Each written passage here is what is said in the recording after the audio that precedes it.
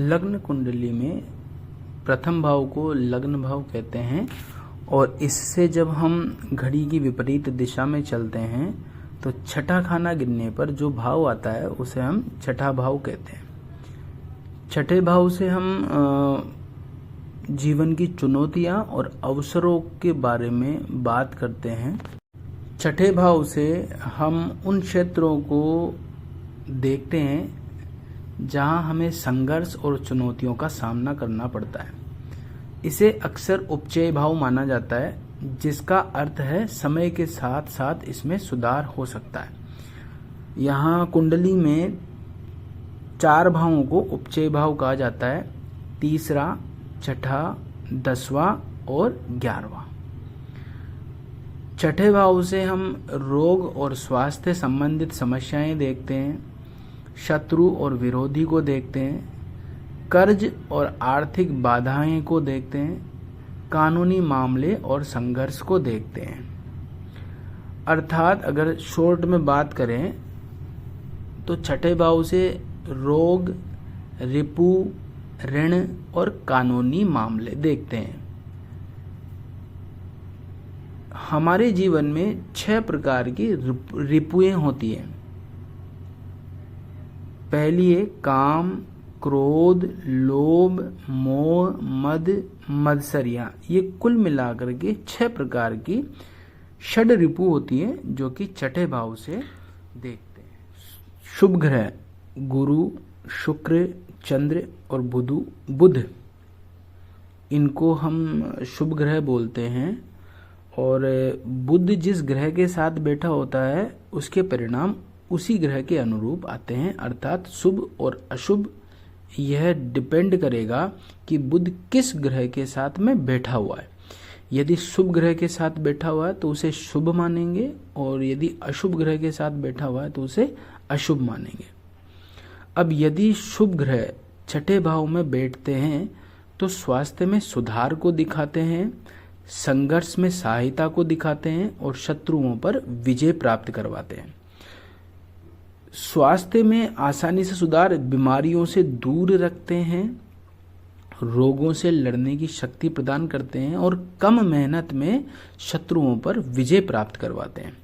लेकिन यदि यहाँ अशुभ ग्रह या पापी ग्रह जैसे कि सूर्य, मंगल, शनि, राहु, केतु ये अगर बैठते हैं तो ये शुरुआती कष्ट और बाधाओं को दिखाते हैं, लेकिन ये हमें शत्रुओं से लड़ने की शक्ति प्रदान करते हैं, सहनशीलता प्रदान करते हैं और लड़ झगड़ करके अंत में शत्रुओं पर विजय प्राप्त करवाते हैं। लेकिन शत्रुओं पर विजय प्राप्त करने के लिए हमें लड़ना होगा अगर अशुभ ग्रह या पाप ग्रह छठे भाव में बैठे हैं तो।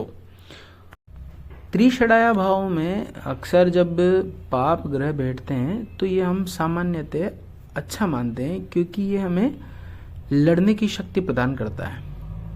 अब यदि छठे भाव में मंगल जैसा क्रूर ग्रह बैठा हो और तो उसके परिणाम हमें क्या देखने को मिलेंगे। जैसा कि हम जानते हैं मंगल एक क्रूर ग्रह है और छठे भाव से हम शत्रु देखते हैं। अर्थात जातक को अपने शत्रुओं से निपटने के लिए काफ़ी ऊर्जा लगानी पड़ेगी और वह ऊर्जा लगा करके और बल के द्वारा उन शत्रुओं पर विजय प्राप्त करेगा। छठे भाव से हम कंपटीशन देखते हैं और मंगल से हम विजय देखते हैं। अर्थात छठे भाव में यदि मंगल बैठा हो तो ये प्रतियोगी परीक्षाओं में भी हमें सफलता दिलाता है। छठे भाव से हम कानूनी मामले भी देखते हैं और मंगल से हम विजय देखते हैं। अर्थात यदि छठे भाव में मंगल बैठा हो तो उस स्थिति में जब मंगल की दशा या अंतर्दशा आए तो हमें कानूनी मामलों में विजय प्राप्त होने के पूर्ण चांसेस होते हैं।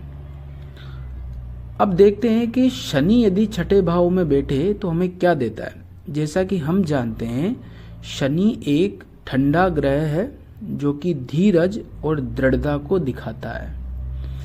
शनि जो कि एक पाप ग्रह है, पाप ग्रह जब भी छठे भाव में बैठते हैं तो हमें अच्छे परिणाम मिलते हैं। इसी प्रकार से शनि जब छठे भाव में बैठता है तो यह हमें अक्सर शुभ फल देता है।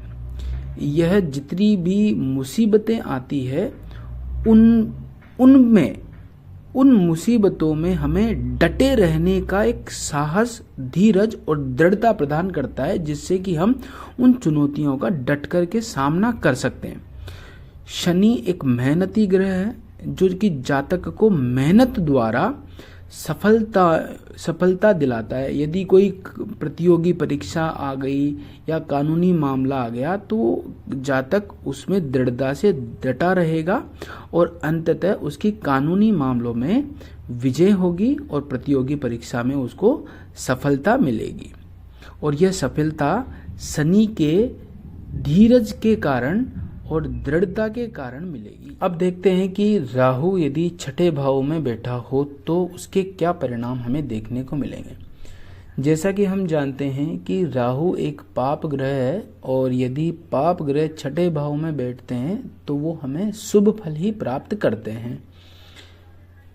जैसे कि हम जानते हैं कि राहु एक डिप्लोमेटिक ग्रह है और छठे भाव से हम शत्रु देखते हैं, अर्थात हमें हमारे कॉम्पिटिटर या शत्रु को हराने के लिए डिप्लोमेसी का सहारा लेना पड़ेगा। अर्थात डिप्लोमेसी के द्वारा ही हम हमारे शत्रुओं को हरा सकते हैं। राहु को प्लानिंग भी कहते हैं, अर्थात प्लानिंग की मदद से ही हम शत्रुओं को हरा सकते हैं।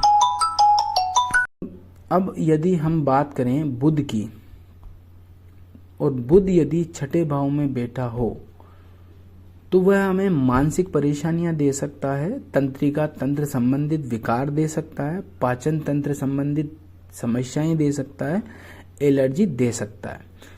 यदि हमें हमारी कंपटीशन में जीतना हो या शत्रुओं पर विजय प्राप्त करनी हो तो उसमें हम केवल बुद्ध के कारकत्व अर्थात बुद्धि और वाणी का इस्तेमाल करके ही हम हमारे शत्रुओं पर विजय प्राप्त कर सकते हैं। यहाँ बैठा बुध, छठे भाव में बैठा हुआ जो बुध है वो हमें बुध ग्रह से संबंधित परेशानियां भी दे सकता है, अर्थात वह पाचन तंत्र संबंधित परेशानियां दे सकता है, जिसमें पाचन से संबंधित परेशानी जातक को हो सकती है या कुछ एलर्जी वगैरह है वो उसको देखने को मिल सकती है, और तंत्रिका तंत्र से संबंधित समस्याएं भी हमें देखने को मिल सकती है यदि बुध छठे भाव में बैठा हो तो। अब देखते हैं कि छठे भाव से हमारे शरीर के कौन कौन से अंग देखने को मिलते हैं।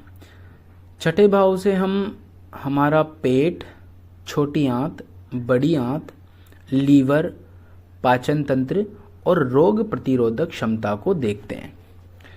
यदि छठे भाव में क्रूर या पापी ग्रह बैठते हैं तो हमें पेट और आंतों संबंधित विकार, लीवर और पाचन तंत्र संबंधित विकार, रोग प्रतिरोधक क्षमता में कमी देखने को मिल सकती है।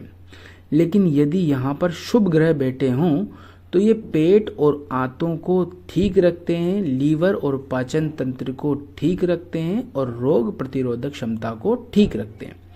लेकिन यदि छठे भाव का स्वामी नीच होकर के पाप प्रभाव में आ जाएं तब भी हमें पेट और आंतें संबंधित समस्याएं देखने को मिलेगी, लीवर और पाचन तंत्र संबंधित समस्याएं देखने को मिलेगी और उस जातक की रोग प्रतिरोधक क्षमता अर्थात रोगों से लड़ने की क्षमता भी कम होगी।